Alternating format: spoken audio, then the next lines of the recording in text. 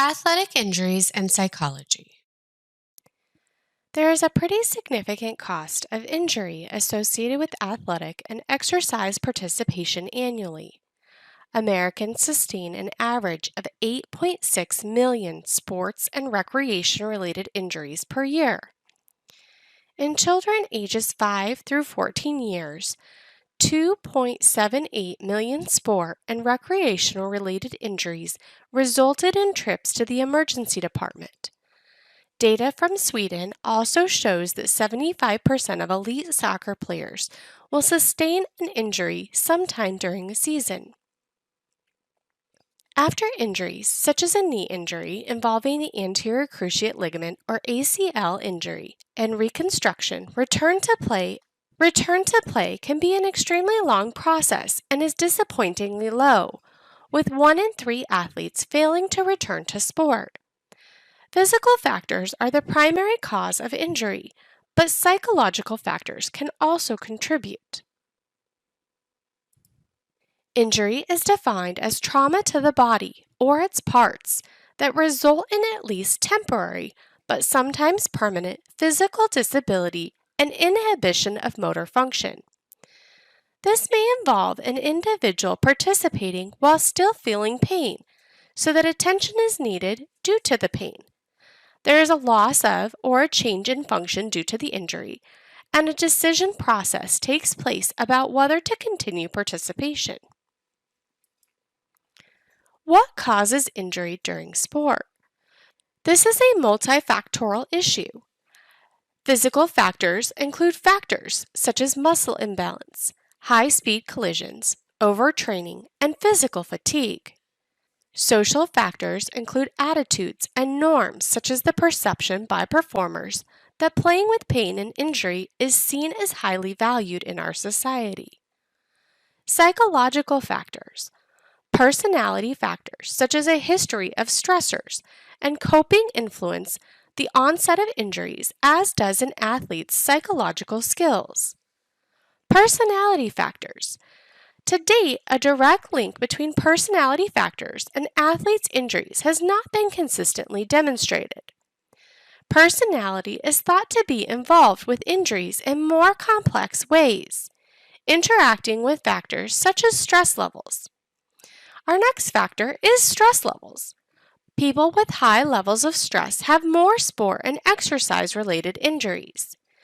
Lastly, we have genetic factors. Individuals may be predisposed to injuries based on the way they are built anatomically and genetic factors as well. As we approach treatment and rehabilitation, it is essential that we understand the three-phase process of rehabilitation and recovery. First, we have the injury or illness phase, then a rehabilitation and recovery phase, and then finally a return to full activity phase. Each phase dictates different approaches to the psychology of recovery. During the injury or illness phase, we focus more on helping the athlete to understand the injury. During the rehabilitation or recovery phase, we will focus our attention on helping to sustain motivation and adherence to rehabilitation protocols through goal setting and maintaining a positive attitude. Finally, the return to activity phase. Although an athlete is physically cleared for participation, complete recovery does not happen until normal competitive functioning occurs. Athletes with higher levels of life stress experience more injuries than do those with lower levels of life stress. 85% of studies verify this relationship. The majority of studies link negative life event stress with injuries, but in some studies, positive life events can also cause stress and therefore increase the rate of injury.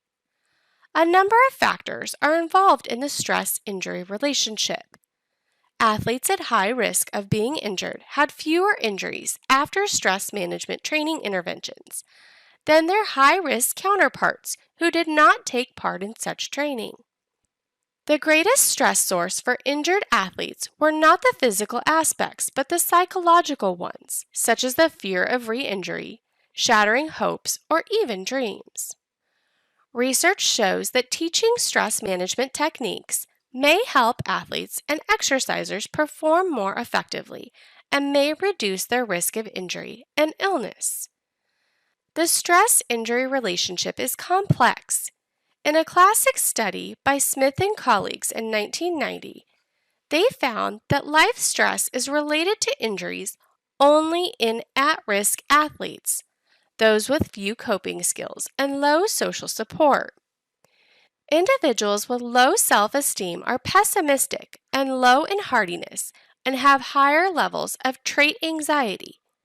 They may also have low mental toughness and low familial support systems, and have higher levels of daily hassle and decreases in daily uplift experiences, resulting in more injuries. There are several ways to explain the stress-injury relationship. First, attentional disruption. Stress disrupts an athlete's attention by reducing peripheral attention and causing distraction and task-irrelevant thoughts. We also see increases in muscle tension. High stress can cause muscle tension and coordination interference, as well as generalized fatigue, muscle inefficiency, reduced flexibility, and muscle coordination problems. Other explanations for stress-injury relationships include overemphasis on acting tough and a give 110% attitude, failure to distinguish between normal discomfort and the pain of injury. Sometimes athletes report a coaching attitude of "you're injured, you're worthless," which also affects that stress-injury relationship. Also, sports ethic norms, values, and the environment in which winners never quit and quitters never win, and bravery, bravado, and machismo lead to denial of pain and injury.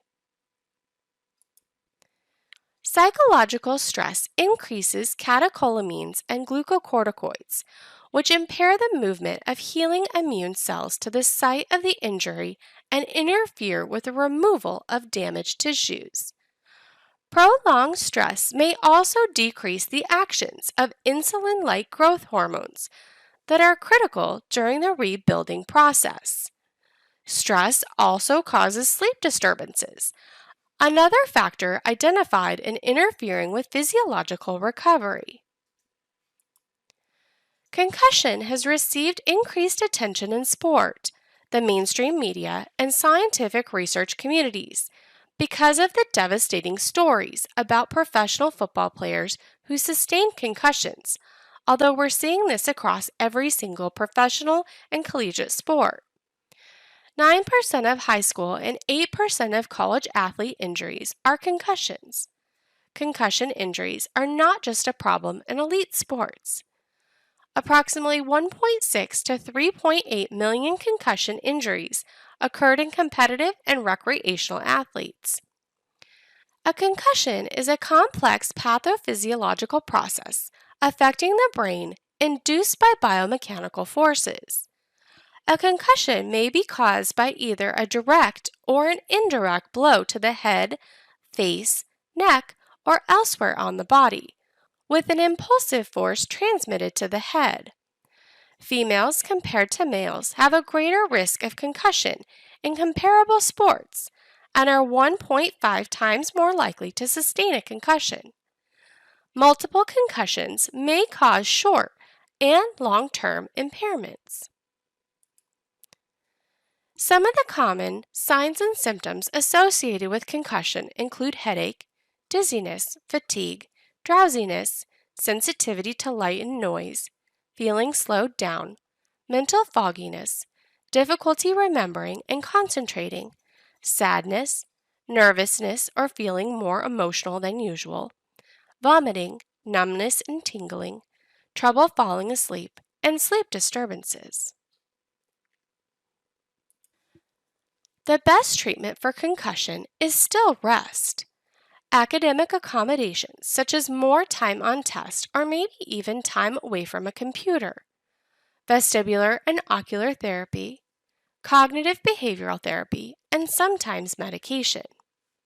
Most symptoms for 80 to 85% of all concussions are resolved in 7 to 14 days, but some athletes remain symptomatic for much longer. There's an emotional response to injury. We call this the grief response. While cited in earlier work, injured athletes have not been found to move through these inflexible fixed stages. These stages are sometimes referred to as the DABDA stages. They include denial, anger, bargaining, depression, and acceptance or reorganization.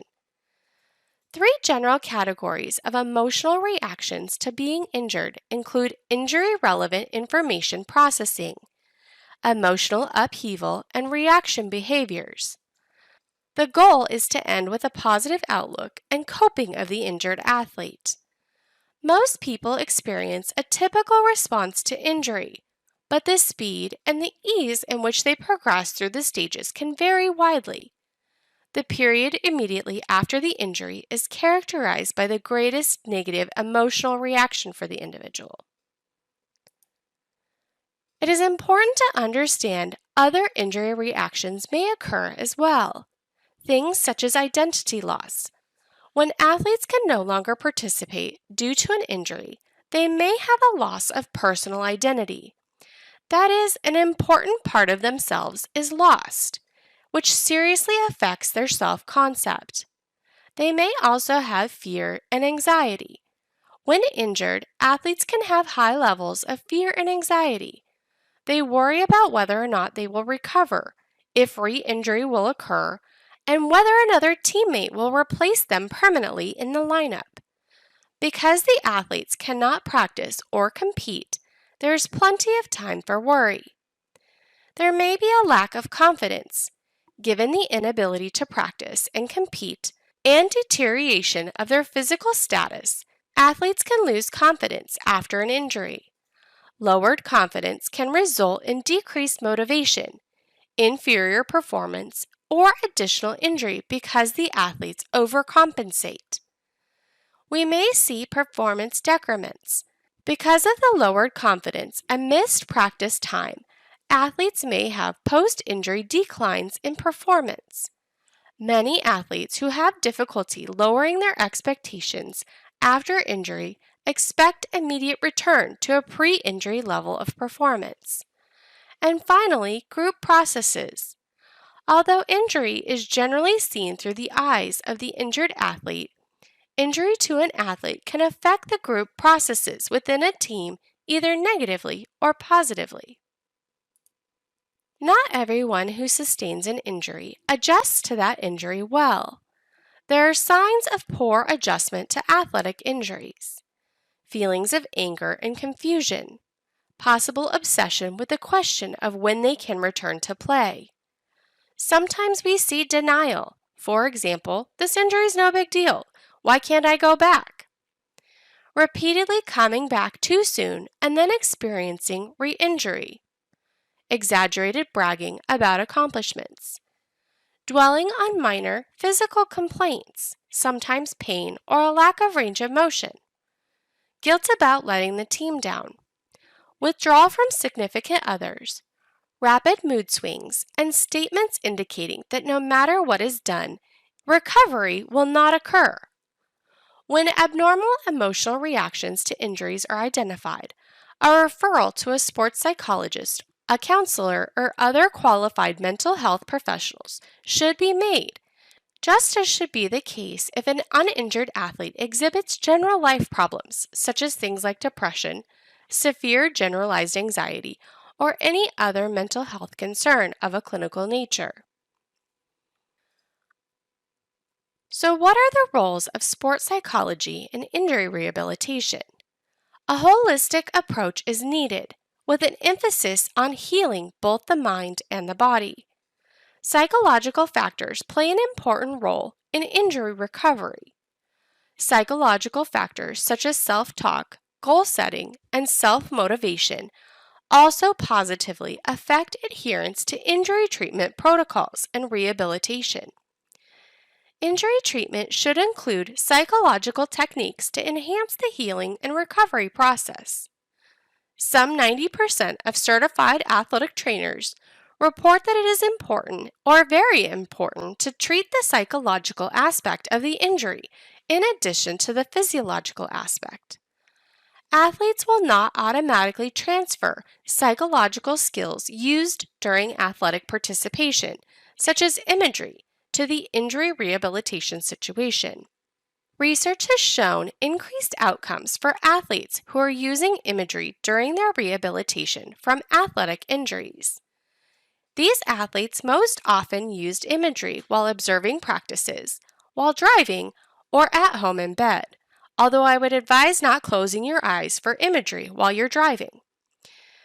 The athletes used imagery to rehearse rehabilitation exercises, improve performance of certain exercises, facilitate goal setting, facilitate relaxation, control anxiety, motivate themselves to engage in their rehabilitation exercises, maintain a positive attitude, and maintain concentration. It is important to remember that physical healing does not necessarily coincide with psychological readiness for return to activity. There are specific predictors and enhancements of adherence to sports injury rehabilitation. Things such as personal attributes, which may include pain tolerance, tough-mindedness, self-motivation, and athletic identity. Environmental characteristics, which include social support, practitioner expectations of adherence, comfortable clinical settings, and convenience of scheduling of appointments. We also have effective adherence interventions, such as reinforcement, goal setting, education, and multimodal interventions. And lastly, predictors of adherence: rehabilitation self-efficacy, personal control over injury recovery, emotional distress, treatment efficacy, and perceptions of injury severity. So, what are some of the guidelines for providing social support? We need to build a rapport with the injured party, take the athlete's perspective, and provide emotional support, but be realistic and positive and optimistic. Provide social support to athletes. The sources of social support can also include individuals such as coaches, significant others, and medical personnel. Athletes generally turn to coaches and medical professionals for informational support and to family and friends for social support. Social support needs to vary across the rehabilitation phases. The need for social support is greatest when setbacks occur and when other life demands place additional stress on an individual. While generally helpful, social support can have negative side effects as well, such as when support providers do not have a good relationship or have credibility with the athlete, or when support feels forced for either party. Learning from injured athletes by understanding the recommendations injured athletes have made about facilitating recovery and rehabilitation. We need to ensure injured athletes are psychologically ready to return to play by having sports medicine professionals work in conjunction with coaches and other allied healthcare personnel to make sure the athletes are psychologically ready to return. We need to systematically address both physical and psychological factors during rehabilitation, making assessments of psychological readiness to return to play by considering factors such as confidence, realistic expectations, motivation, and the fear of re-injury. The recommendation for the injured athlete: try to accept and positively deal with the situation. Focus on high-quality training and set your goals. Remember to write goals down. Recommendations for sports medicine personnel: educate and inform athletes about injuries and rehabilitation. We want to foster positive, professional interactions and customize our training, and demonstrate competence and confidence in all situations. Our recommendation for coaches: foster a coach-athlete contact and involvement even after injury. Demonstrate positive empathy and support for the injured athlete. And try to avoid constantly mentioning the injury during other training sessions.